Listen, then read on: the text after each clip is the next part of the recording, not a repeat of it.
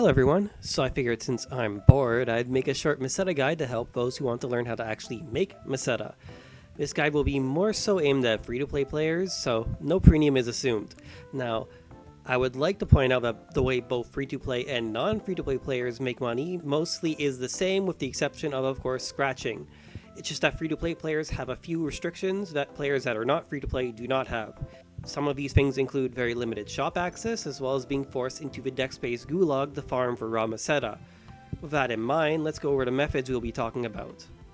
These methods are the free-day personal shop pass, deck space, and dailies and weeklies.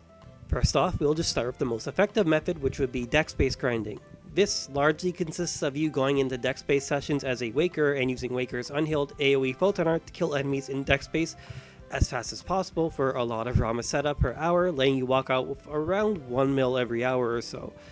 This is of course a very effective way of farming raw Meseta. This could also be less depending on the players in the instance, however, so that's something to keep in mind.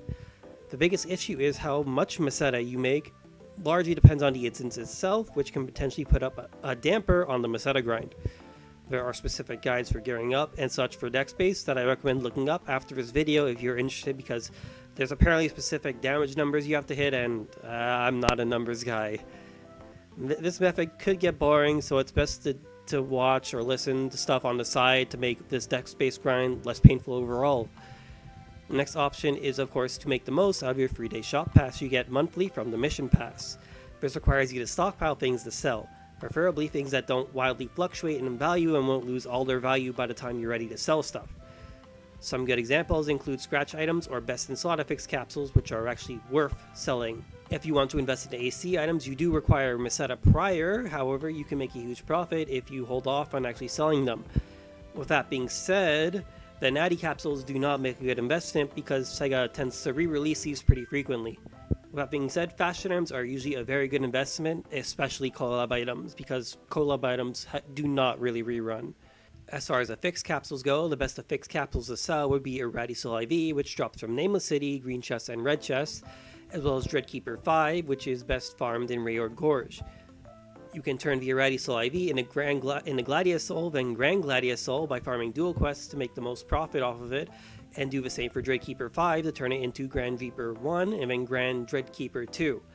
Other affixes like Glangius Maste also sell, but for less Meseta than the first two options, but the capsules needed for it can be farmed from Alio Intruder's Ring Free, which is dead, or Rework Gorge, which is also dead. Wow, farming Dreadkeeper is not easy, huh? Well, whatever. You can also sell actual drops, such as current weapons and units with high fixes, such as the Excelia weapon series and Exorcist unit series. There are also weapon camo drops which sell for a lot from Lucille Exploration, and motions which sell decently from Ordinal Tower rank 7, provided you do Vivardius route. Some older urgent quests that are out of rotation can also drop weapon camos too, which, if you can imagine, I don't imagine many people are actually running these, so you might be able to make some good Meseta if you can actually get them to drop. So you're probably wondering, but Estelle, I only have 3 days. How am I supposed to sell anything in this short frame of time? Well, first off, you pretty much have to plan ahead rather than just use the passes as you get them. You won't make much of anything if you just use it the moment you get it. Save the 3 day shop passes until you've got a lot of worthwhile items to sell. It's time consuming, but why else are you logging in NGS if not to play the game anyways? The final method is limited, but both dailies as well as weeklies also give Meseta. Do them every day and week, and you'll make a decent passive income.